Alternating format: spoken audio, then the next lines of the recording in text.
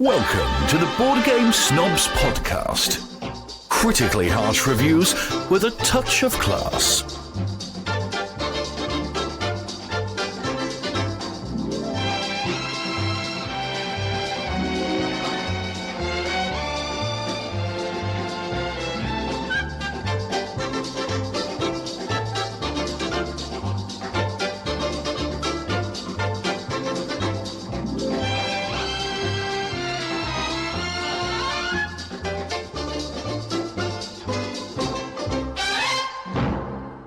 Go. And you're only as good as the podcasts that you listen to, so you must be the best. This is the Board Game Snobs podcast. That sounded really loud. Yes. I was trying to come on strong to make people feel energy. This is Jerry. How do you feel energy? And that's Gaby. Yeah. Oh, yeah. Optimus Prime. And this is your favorite, Prime Day. Enrique. I am Optimus Prime. Get a free gift card. Autobots engage. When you order through Prime. Transformers roll out. That's actually really good. Thank you. I saw the guy's face who does the Optimus Prime voice because I was working on impressions. I've been watching a lot of YouTube. Oh, this is the Board Game Snobs podcast. Send us an email, boardgamesnobs@gmail.com. Just send us emails. Or give them to us. I was interested in hearing people do impressions. And it fascinates me that that's not just a natural process. It's something that you have to work on. Yes. Like, you can actually learn to do these voices Well, yeah. over time. Some of them are natural, but some, like, there's some people that are really good. Like the Morgan Freeman. Like this guy was talking about how he was the Morgan Freeman. And he Well, was... I think you kind of have to have a voice that lends itself to certain accents or impressions. You can't do them all. No, but some of them are like so very varied. Like, how do you do a Morgan Freeman but then go to like a... this guy did like all the Lord of the Rings characters, every single one of them. And he could do Morgan Freeman. What? Bilbo Baggins? Well, they're all distinct, I'm assuming. They're all little British people, little hobbits. Did I... Or hobbits? I didn't. British people? Is that what you're implying? I implied that. I did not mean to... Because I know the British people I know, a.k.a. Dan Hughes, he's a big man. He is not a hobbit. His feet might be hairy. Ben might be a hobbit. How tall is Ben? No idea. Does height indicate whether or not you're a hobbit?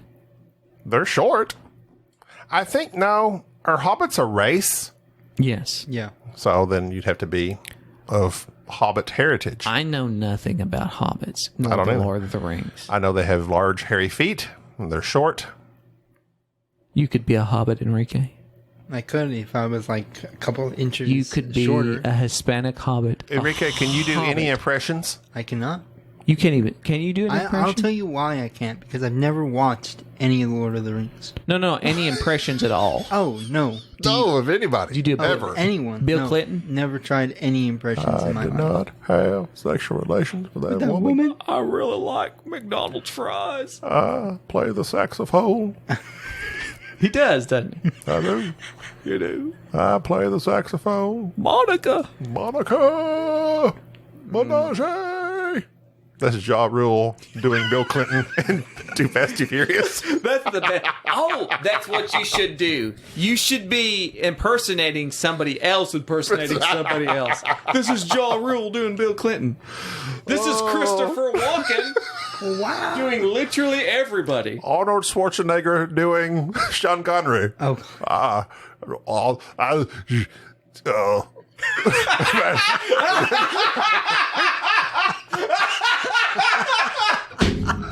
Sorry, that hit me where I live. That was good. That was good. I didn't even get to it. No, because it was perfect already, because he would just have so much difficulty trying to do it, too. Brain. This is Matthew McConaughey.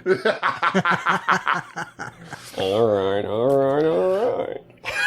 What's a famous Most Shingen here don't react well to bullish.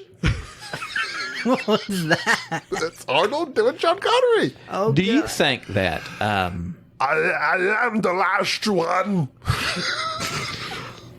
To the stars born. It gets me when I see these movies and they talk about who almost was these characters. Like Will Smith was almost Neo. Yes. Oh no. And Back to the Future, they had that one guy that they shot most of the movie with. Yeah. And then I can't remember his name. Whereas, Eric something. yeah, and Christian says that Back to the Future doesn't hold up, but Hot Rod does. Christian's opinion is trash. Literally everyone disagrees with you. Yeah, literally the world. I just think it's interesting when you think about how close we are with the movies that we love.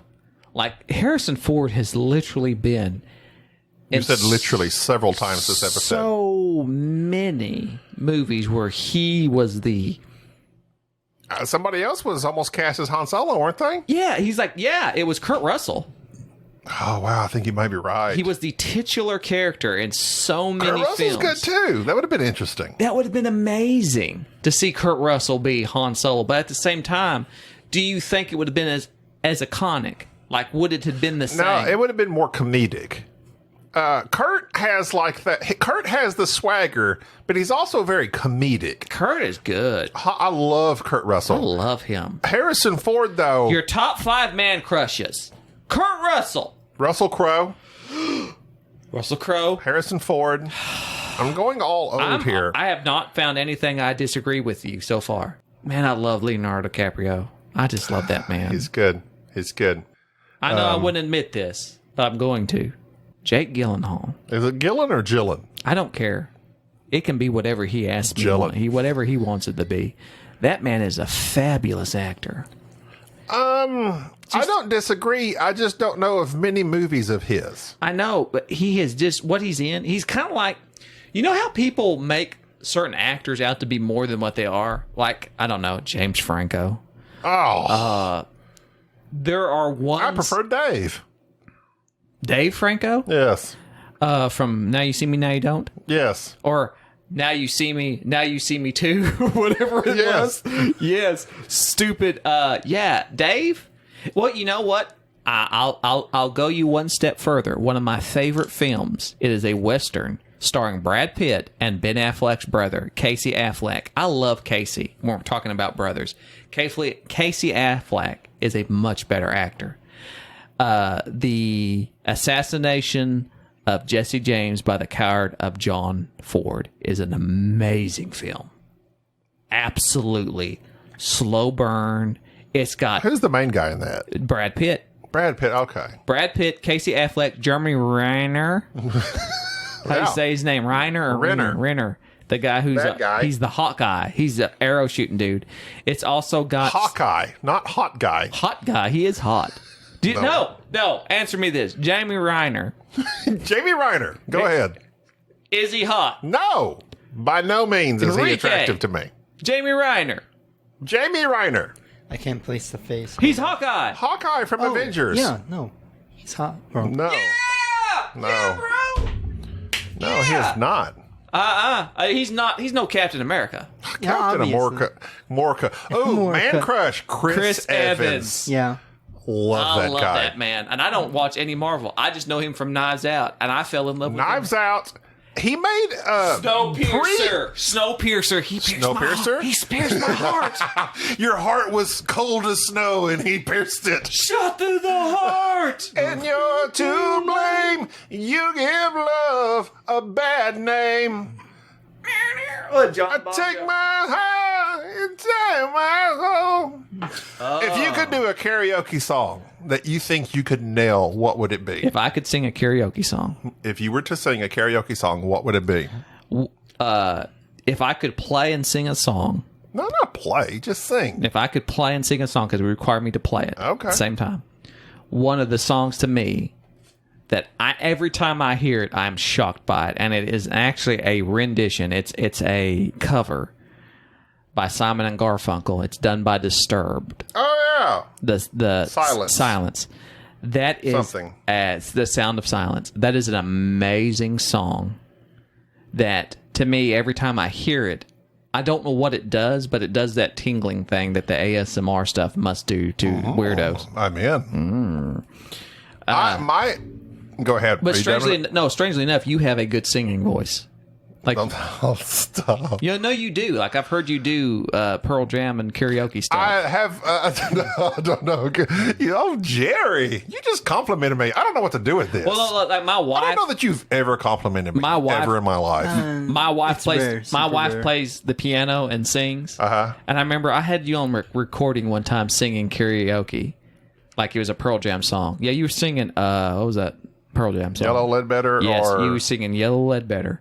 And I showed that to my wife, and she's like, "He can sing." I was like, "I really think so." Like, But see, the thing is, I can't actually, like, I can put on a voice to kind of sound somewhat like the person trying to say. One of my go-tos, and I'm going to show it to you. I may even sing it since just we're sing on mic. it, but do not play any music because you've got us kicked but off what of if it's Facebook. karaoke, though? That's not copyrighted. No, you can sing it, but don't play the music because you keep getting us kicked off But it's- YouTube and Facebook. They kick us off of one country. They kicked us off of New New Zealand. Zealand. New Zealand. Just because I'm in at work. Those Kiwis, I'll tell you what. Where is do they get Wait a off? minute. Is Kiwi a slang? That's derogatory. Michael Enrique, Langford stop called- saying people Kiwis.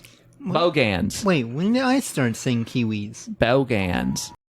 Hold on, I'm fixing to sing for you. Okay. Pause. Okay, and you're correct, because I need to make some... Oh, this is going to be a completely... Disastrous or fantastic Deep breaths. episode? Deep breaths. Get the sound just right. Ladies and gentlemen, Gaby Moraga. Hello. Wait. Hello. I need it's called reverb. Oh no. I need more snare in my headphones. Here we go. Braden's Clearwater.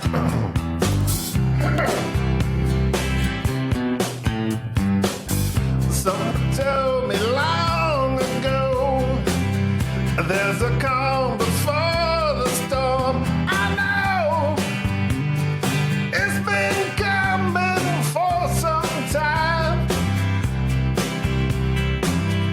When it's over, so they say, it'll rain a certain day. I know, shining in the water. It's beautiful. Okay. That was, I don't know, that cut out some. I don't know. Yeah. You redlined. I redlined it? I think our headsets just The headset's like bad. The headsets went bad. It was moving. beautiful. I almost cried. What? No, I'm joking. Oh. Were you crying, Enrique? No, I wasn't crying. Have you ever cried? In a fakey way, yes. In a fakey way? Why not would in you a fake deep, cry? emotional. Has something broke your heart? Have your eyes ever seen the rain? Do you remember that time that you accidentally deleted your Fortnite account? Like that type of cry. God, Your PUBG no. account got hacked. No, oh god. You thought you had Cheetos, but you didn't. I may have cried on that What one, but makes we you won't discuss cry? that. What makes you Oh, cry? I thought I had Cheetos! There's nothing but Lay's! Enrique, you got way too loud on that one. Sorry. Blew my ear. I'll blow your eardrums out. My go-to song for karaoke is, though, Have You Ever Seen the Rain? Really? That or Guns N' Roses. Save it for next podcast. You can do Guns N' Roses on the next one. We don't want to blow the fans away. You are a married man. We don't I want keep enough getting- emails of people, trying to... McAfee. You're dead. I don't need your virus anymore. R.I.P. Yeah, McAfee keeps... John is dead. Like, literally, I've got like all these. McAfee will protect you. Like, no, I don't need it. You can't even protect yourself! Oh, that was dark. Cut that, please. Well, because he... Oh, we got some big McAfee fans listening. I can't handle any more hate mail. All these... We're pro-Norton here. We're Norton guys. Oh, Lord. This is topical. This is too topical for us. Look, I had 4 McAfee notifications. It's like, please use Must have been something related to our last podcast. Michael Langford brought us over some down under virus. That's called chlamydia. got some sort of koala chlamydia. They carry chlamydia, right? They do. That's why I said that. Koala bears. Koala-mydia. Koala-mydia. And you're not qualified to know about this, but Qualifying, huh? Funny. Good one. Enrique said funny. thank you for acknowledging my humor. I was trying to think if there's anything else we need to cover before we go into talking about Floatilla. We've played Oath recently. We'll talk about it. We played D-Malker, which I will mispronounce and call it Die-Malker. We have other games we've talked about. We have an upcoming interview with Don Gilstrap. Gilstrap, who has a Kickstarter coming out about chickens. A gill strap sounds like something Aquaman would use. Your gills are inadequate, so you use something to enhance your gills. Gill strap. Or to restrain them. Your gills Your are... gills are out of control. Where's your gill strap? Maybe it's something to protect your gill strap, like a jock strap. Don Gill strap. Jill strap. That's what Jack used. I don't know what that means. I don't know, but I laughed. Even though I had no clue what you were saying, you said it and I laughed. That's where we're at now, is that you just say something that I think's funny, and I automatically imply enough to it that I go, There's the my brain says, now we throw our heads back and laugh. a guffaw. Guffaw.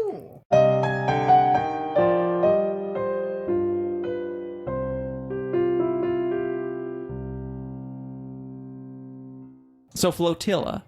Floatilla the Hun. Floatilla is a game by WizKids Games. We have a love-hate relationship with WizKids. Mostly hate. Mostly hate. They produced a game that we absolutely hate called Star Trek Conflict. I don't rank many games as a 1 on BGG. But you did that. But Star Trek Conflict, if I could rate it less than a 1, I would. Absolute garbage. Garbage. So Floatilla, strangely enough, was sent to us. FYI, because I always like to disclose when they Love you, WizKids. Yeah, it was nice that they sent us a game. Appreciate it. It was strange that they would send us this game, but they did. Floatilla is a game by 2 designers. One of them was the designer of Reavers of the Midgard, which is the Champions of Midgard sequel that I have not played. Reavers from Serenity, Firefly. Yes. Your favorite character from Firefly? I like... Alan Tudyk. Just say Alan Tudyk and shut up. No, I liked... can't remember her name, but his second in command. You know, I don't remember her name either, but I really liked that she was the strong female lead that was married to Alec Tudyk. Yes, yes. And I liked the chemistry. That was an interesting chemistry. Alan Tudyk is just an easy go-to because he's the funny guy. I mean, and people just always like the funny guy. And I do too. Loved him. But I really liked her. Why can't I remember her name? Zoe Washburn. Zoe. That's it. That's it. Gina Torres. Gina Torres. What's she been in since? She's done several things. I don't know what. I'd have to click on her name. Click on her name. Click it. I'll click it. Gina Torres. She's been in, she was in the Matrix Revolutions. I didn't know that. Matrix Reloaded. She's been in Suits. The Perfect Find. Don't know it. The Brides. Troubled Waters. Don't know it. Elena of Avalor. Westworld. I have not watched any Westworld. She was in Riverdale, an episode. Not watched that either. She's been busy. She's a working actress, so that's good. I liked her a lot. It must be hard to be an actress. I can't imagine the whole audition process and trying to break into the business and just getting shut down for either the way you look, the way you sound, like anything. There's a podcast, and I think I heard off Comedy Bang Bang. There's a podcast called Dead Eyes. Yes! Yes. Yes! So I've listened to Dead Eyes, and it has touched me in a way that I did not thought. McAfee! Yeah. No! What is the deal? Why don't you get that virus taken care of? You got Why is mono. it doing this? He's dead to us. Like, please, we need someone to take us in. Please, show us mercy. Dead Eyes. That's the one I was thinking of because this guy had the part. Yeah.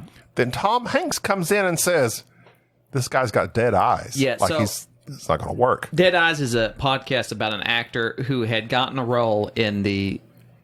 Was it Private Ryan? No, it was the Band of Brothers series. Band of Brothers. An amazing series that made so many careers.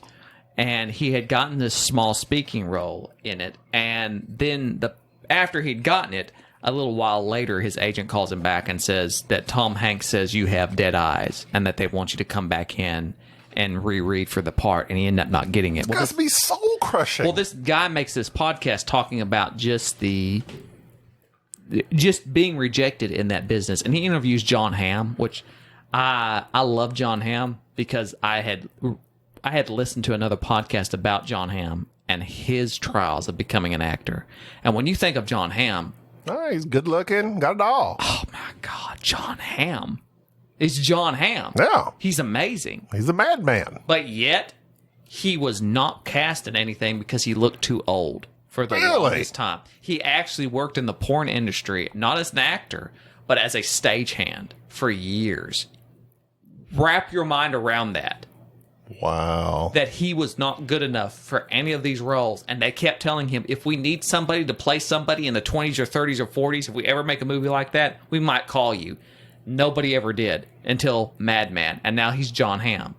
So you kind of see how that happens when you have these people who have to suffer rejection, which is what Dead Eyes is all about. It's about suffering rejection and how you deal with it. And the actor who got rejected by, one of the greatest actors of our generation. I couldn't handle that type of rejection. And thankfully, you won't ever have to. No, because I'm not auditioning. you don't do anything to get rejected. And that's a safe place to be. I applied just applying for a job. Is it? We've moved on. You applied for a job? I mean, when you do. Oh, you don't. You have a job. No, I'm a truck driver. You have a truck driver. You say you're a truck driver to a trucking company, you're hired. Ah, you got a truck? You know how to drive? Dime a dozen. Yeah. But with just talking about rejection, I must think that like in board games, and this is what pains me because I'm about to give a negative review about Floatilla. Floatilla the Hun. Yeah. People put I can't hear myself in my headphones. Is that okay? Because should I be can turn you up. Well, turn me up because I'd like to hear myself in my How headphones. about now? It's really loud. Oh. But my voice is a little bit louder. My voice is How about now? intoxicating. Thank you. I want to hear myself. You are one vain person. Have you seen me? Yes, you're gorgeous. Quate Brand, Ryan Gosling. No. The voice of Matthew you're no McConaughey. Ryan Gosling. All right. To put your creative energy into a board game and then people to rag on it must be very hard. People with no talent whatsoever, Right. such as myself. Right. But you Not even a creative bone in my body. but you have taste, and your taste and discernment tells you that this isn't any good. But yet you're judging a game based on whatever parameters that are going around in your cerebrum, telling you that you either like this or don't like this because of this, or this. And then to play something that has been so intricately put together by someone with such creative juices, and you go, no. I think not. I think not. That's just like, getting fed a meal by Gordon Ramsay and going, this is too salty. So in Floatilla, which is by WizKids, which was sent to us, FYI, you are playing in this Waterworld's hashtag Kevin Costner, Yellowstone coming back out, baby. It also has the doctor off Firefly in it. Oh, really? Yeah, the dark-headed guy who's like very generic, but he has Yes. piercing eyes. Yes. I don't know what his eyes. He doesn't have dead eyes, that's for sure. He has piercing eyes. Can't think of his name. I can't even think of his name on Firefly. He was just the young doctor. The doc, I'll tell you because I still have IMDb pulled up. His name is Sean Maher, Dr. Simon Tam. Does he not have piercing eyes? Look into his He eyes. does. He does. They say the eyes are the window to the soul. He has blue eyes and he's dark-headed. That's a good combo. If someone is dark-skinned, dark-haired, with bright blue eyes or green eyes, gray eyes, bright eyes, gorgeous. Bright Eyes is one of the apes on Planet of the Apes, by the way. No, that's what they called. Charlton. Bright eyes. Eyes. But if you have bright eyes and dark skin, friggin' gorgeous. That National Geographic picture?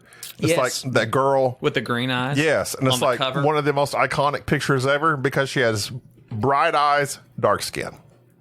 absolutely gorgeous, just like Simon Tam, aka Sean Mayer. That's how shallow we are here at the Board Game Snobs. If your eyes are a certain all of color it. and you're tan enough, That's why Megan Fox was so attractive back in the day, because she had bright blue eyes and she was super tan. If you just need a tan, Jerry, you've got the blue eyes. Like my eyes are hazel, emerald green. I don't Whatever. like Megan Fox. I don't know her not, personally. It's not. Yeah, I think it's because she comes across as being like She's with Machine Gun Kelly now. like she know. Enrique, Yeah. you're a millennial. You're of that elk. No, he's got the Gensies. you're the Remember? Gen Zs. Yeah, but like Degens. Megan Fox, He's a is she degen. attractive? Do you even know who she is? He doesn't know who she is. Megan Fox. Okay, like physically, just like feature wise, yes. Okay, fine. No, but like Personality. Do you know her? not like personality. It's the presence. She seems just She seems up. How dare you like judge her? upstuck. You're judging her. Upstuck. She seems upstuck. I agree with this. Everything this man has said, I agree with. She seems uptight and Yeah. like she's full of herself. But Yeah. she's not. How do you know? She's very down to the earth. You don't know this. She might be. She might be. I've I don't watched her know interviews. this. I'm very but, opinionated like- about somebody I don't know. But it's just that presence. It's just how that is. Now, So you're judging purely on appearance. Here's the thing, though. I'm going to use two examples here. Gourd head. And I'll use Bubba because Bubba lent this to me. So number one, Megan Fox, from what you see of her, she seems like she's uptight and like she's Upstuck. Somebody who I don't think is very attractive, but I find her very attractive because of her personality. And Bubba one time told me, I'm going to quote him, that he thought she was like the most attractive woman ever, and it shocked me. Emma Stone. Emma Stone. And I'm like, Emma Stone? And Because of her personality. And it's like, oh, yeah. Are you serious? I just guessed that. Emma Stone. Because yes. she has what appears to be a super down-to-earth, fun, quirky personality. Who does not like Emma Stone? And so it's one of those. And she's not classically attractive. She's kind of got a weird mouth. Her eyes are further apart than what they should Her be. eyes are kind of strange. But she is. But she is attractive. I like Emma Stone. And she has a great personality. And if you were. We don't know her.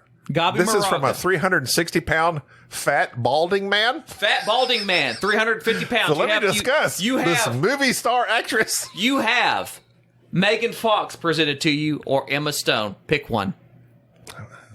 I mean, I gotta go. Emma Stone. And it's Emma because Stone. she feels like she's just a nice person. You are attracted to her because she's a nice, She friendly. did that lip sync thing that was funny. It was hilarious. Absolutely hilarious. Megan Fox, you've got to do you've got to get out there and show us your personality. Be more. But is that okay? So that's a thing, though. I think. Let's judge more women by their looks. Let's go ahead and do that. Hey, let's call it the Facebook. That's what it was based on. Let's drop the Hot V. or not. Let's drop the V. Facebook. Facebook. It is hard to be good looking. Trust me. It is. yeah. I mean, listen, Addis, we all know. I'm a married we man. all know. And people, I'm constantly, there's a You're reason. bombarded. No, but seriously, Quit when you sending have me emails. when you have the looks of someone like Megan Fox, just outrageously gorgeous, people judge you, and they just assume that you're going to be a certain type of way. Either you're going to be upstuck, or mean, or airheaded, or can't hold a conversation, and that's just purely based on prejudice, like you trying to bring them down to your level because obviously you're not that good looking. So let me bring them down a notch by saying because they're good looking, they have things handed to them. They don't have to work hard. They get stuff based on this and this and that. But they might be a super great person to be around. So They might be friggin' hilarious. In your personal life, I'm trying to think of one of the best looking people I know, besides you, Jerry. Okay. I mean, I have to go to my wife. I'm sorry. Cliche. Cliche. Okay. My wife is highly attractive. That's what drew me to her. I'm very superficial. Very superficial. I'm like, hey, she's hot. Back then, I wasn't bad. I had hair, and I was skinny. You had hair. I was superficial as well. You had some hair. He was skinny. He was slightly taller than her. Boom. You could look down and see your toes. I could see my toes. But my wife is very laid back. She's got a good sense of humor. Asterisk there. Go ahead. She's very easy to talk to, and in every job she's had, she advances because of her customer relation skill. She's easy to talk to. She's very nice to people, blah, blah, blah. But she's an attractive woman. So I forgot where I was going with this. I will say this. I'll take it a step further from what I think the direction that you were going. Basically, how you view people and how you expect them to act. My asterisk being on good sense of humor. Somebody pointed this out to me once, and this is one of those things that is completely wrecked. Like, I wish somebody hadn't said this, so feel free to skip this, because this has completely wrecked my perception of certain words. But when a man says that a woman has a good sense of humor, they mean they laugh at my jokes. When a woman says that a man has a good sense of humor, that means that they're funny. We have two completely different definitions of that phrase. They mean completely different things when you say that could very possibly be. Yes, and it's insane when you think of it that way. And I just dropped dice everywhere. But when I'm talking about my wife, Gina, you know what I don't like? Tell me. I don't like it when people say, blah, blah, blah, me and the wife. I say that. Why is that? I don't like that. I say that because Your wife has a name, and her name is Jennifer. I don't want to say my wife's name because she is more than just a name. She's more than the wife. She is more. No. That's like you're just assigning her a label as this is what she is to me, the wife. She is. She is the most important person in my life. How dare you? She is the What am wife. She is the wife. I am the podcast host. Yes, you are the host. Yes. And she is the wife. There shall be none other. My wife, Gina, Yeah. I call her by her name, Gina. Which is weird. She has a...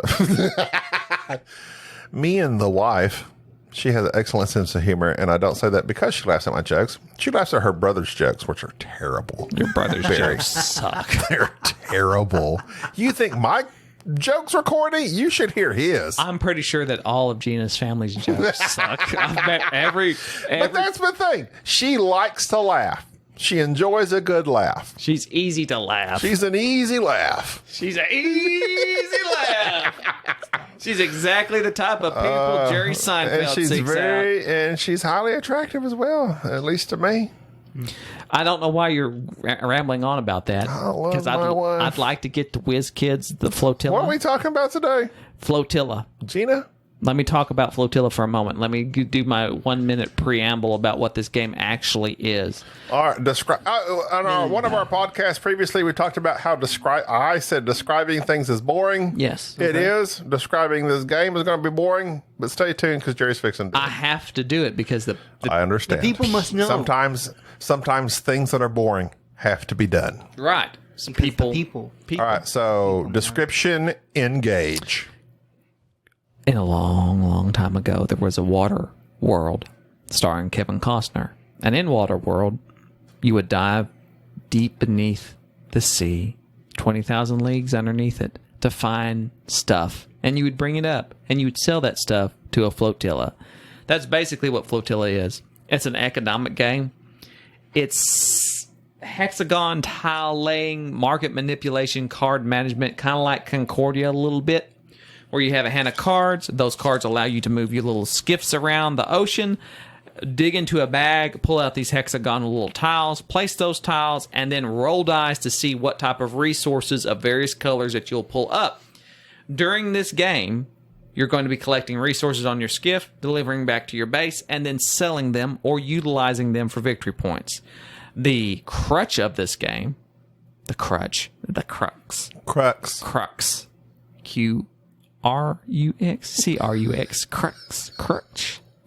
Now, are you sure that's The crotch of this game. The crotch of this game is Stop. is at any point in time you can say, you know what, I don't want to be a bottom feeder diver anymore. I want to be a topsider.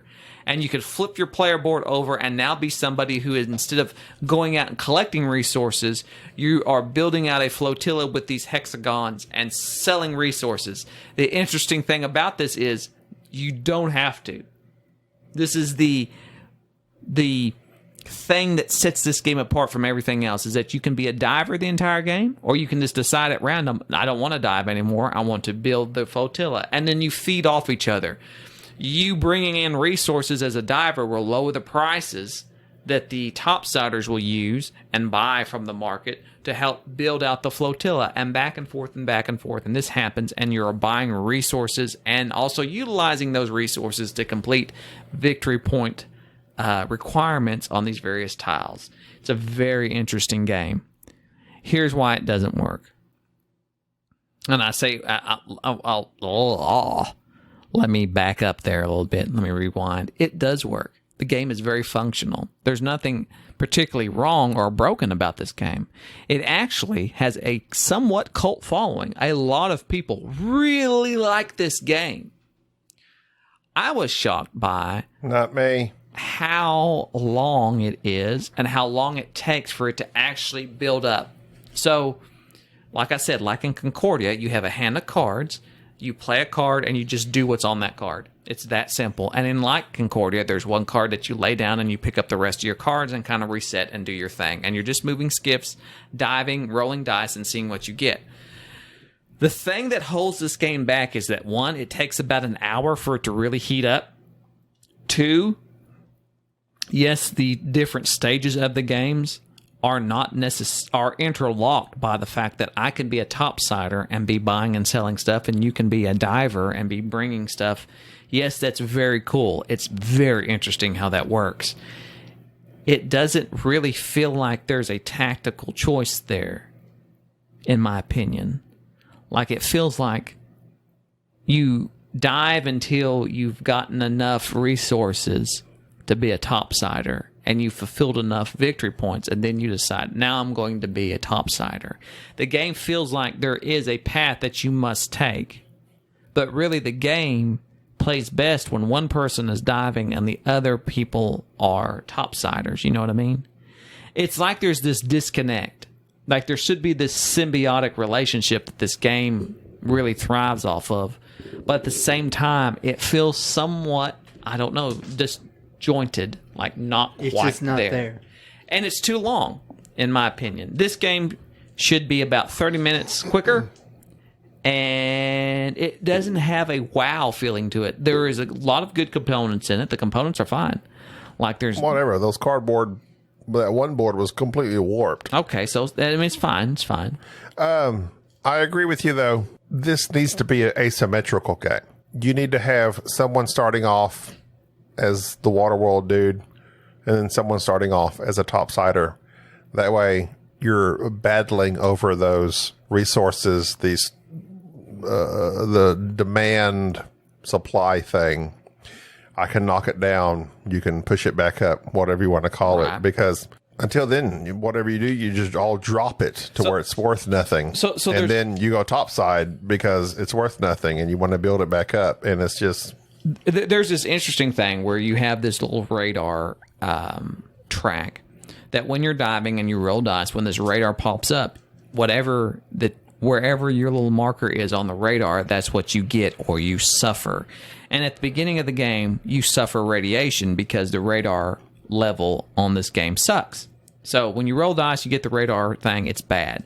But when somebody's top-sided, they are incentivized to improve the I keep calling radar, I mean sonar, two different things.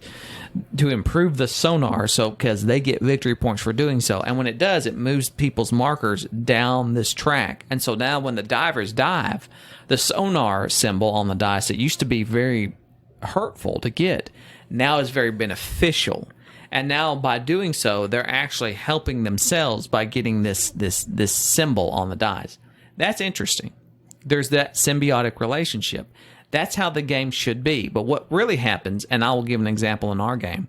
Enrique and I and Gaby played this game. We're all going out. We're all doing our collecting of resources and diving as we started off. And then instantly Gaby decides, you know what?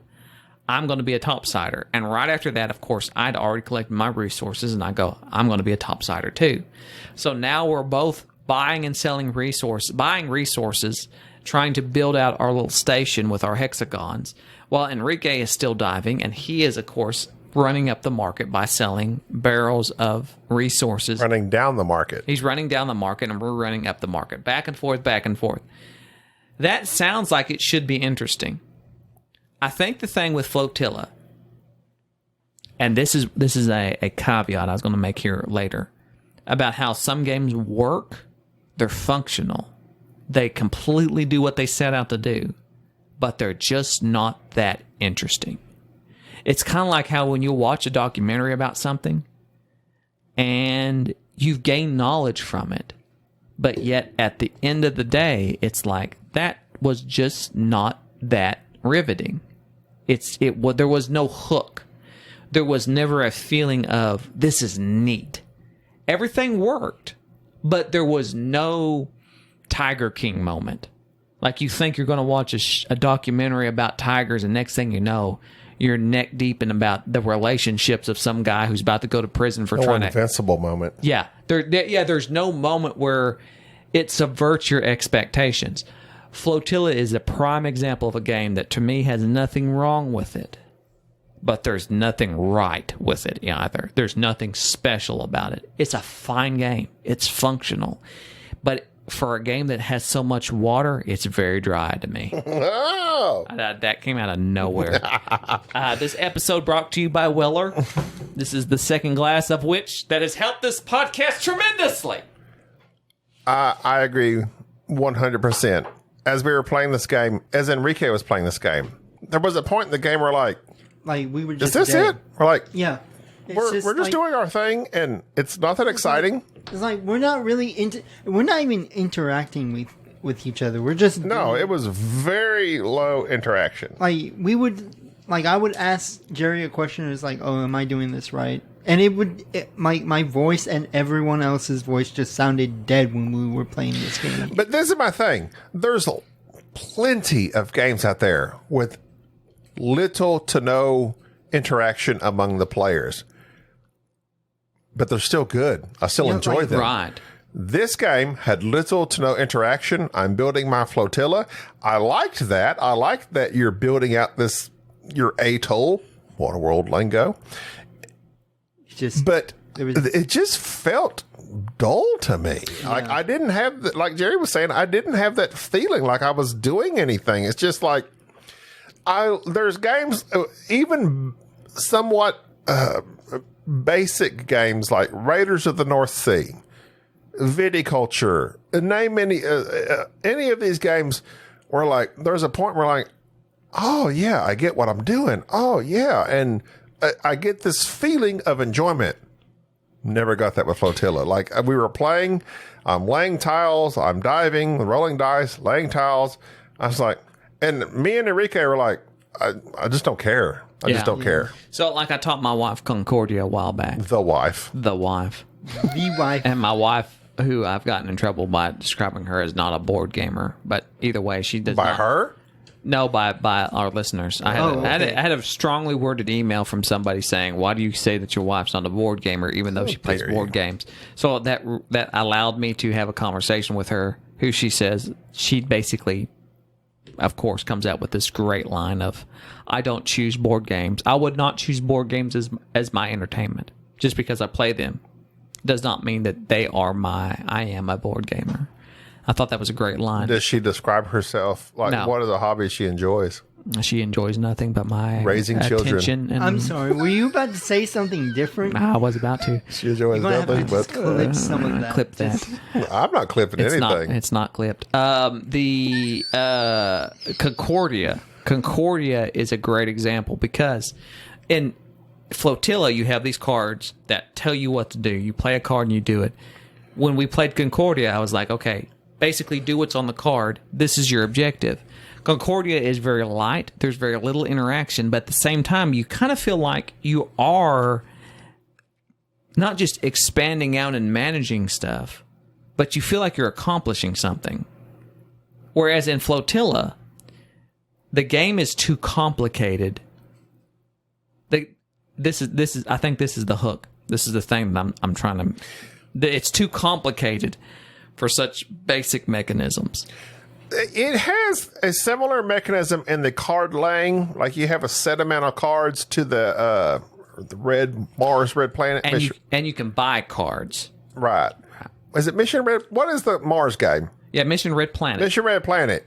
But I would take Mission Red Planet over this game any day. Mission Red Planet, you have a set amount of cards, you play them, and then once you've played them, you're done, your turn's over, then you take them back up into your hand. This has that same thing. But I don't love Mission Red Planet, but I thoroughly liked Mission Red Planet the first couple times we played. Flotilla, we do the same thing. It just lacked something. I don't know, the je ne sais quoi.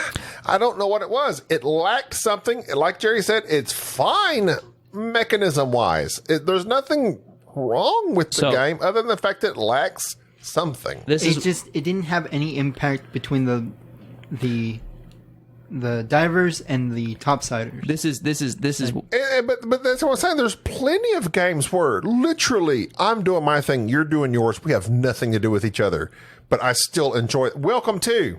I'm doing my thing, you're doing yours. What I'm doing has nothing to do with you.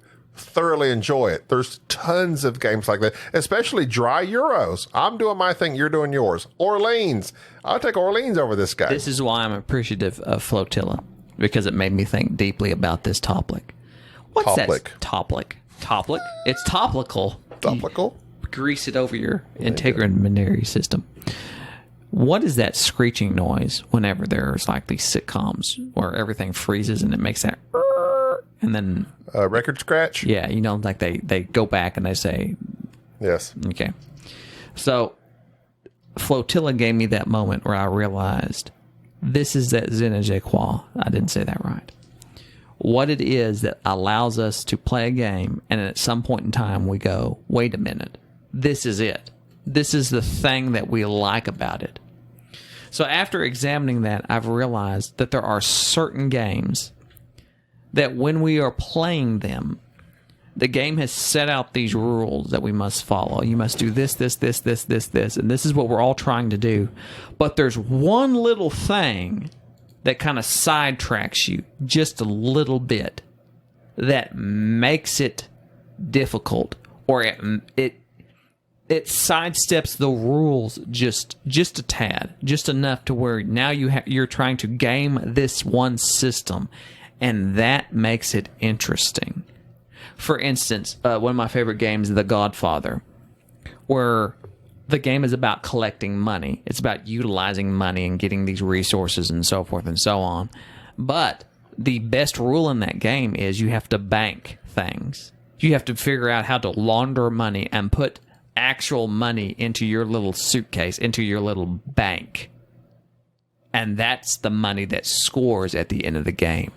That one rule completely changes the game from being just a mundane worker placement to now something that not only are you fighting other players, but you're fighting yourself. Right. The same thing is true with McCaffrey. Listen, we're talking here. He don't care. Oh, another one. There's always three. Norton wouldn't do this. Hold on. Is this it? That's that sound that when you're playing a board game, when something happens and you go, wait a minute, this is the thing that I have to focus on. This is the...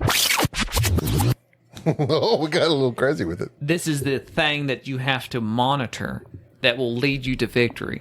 Kind of like Lorenzo.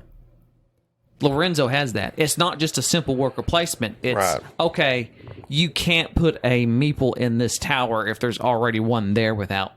If it matches, if there's another player there, it completely restricts you. Yes. Or, you can use this one meeple, but you have to pay money and it's worth nothing. Or Marco Polo. I can place my dice there as well, but I got to pay coins now. Yes. Every great game has this one caveat rule that's off to the side that changes it. And this is why Reiner Knizia, all of his games have that one thing. High society. Every single one of them has this one thing. Floatilla didn't have that. Even when in Concordia has that because it's like if another player has built here, it costs you a little bit more. Oh, you need to buy these cards that you use. Power Grid. Yeah, Power Grid. All of them. All the great games. Let's name games. All the great games. All the great games have that one thing that says you're fighting against other players, but also this one rule here, the only enemy is yourself. You could play Godfather and have all the money in the world, but if you have not managed it and placed that money in your suitcase, you're to blame. Nobody else can affect that. That's just you. Thine own self is thine own enemy. In Concordia, you can go out and expand all you want, but if you're not buying those cards, you are your own enemy. So I think what I'm trying to say is that all the best games, not only are you playing the other players, you're playing yourself. DJ Khaled, hashtag RIP. Is he dead? No. He's not dead? No. I keep a list of rappers who have died, and I thought he was on it. No, he's alive. Kentashi He's 6ix9ine? more of a DJ. He's not a rapper, really. 6ix9ine, is he alive? Is he in jail still? I don't know. He's a snitch. You know what happens to snitches? They get what? Stitches. Yeah. That's right, Enrique. Enrique knows the lingo. Would you ever snitch on us? No. Right now, tell me. No. Okay. I believe you. Well, what do you have to snitch on? Shh. Don't bait him like that. Well, tell me something about the board game snobs you shouldn't say, Enrique. Not sure. Exactly. There you go. You win. All right, that's going to do it for this episode dealing with Floatilla the Hun. This is Gaby, and bye. Thank you for listening to the Board Game Snobs. Stay classy.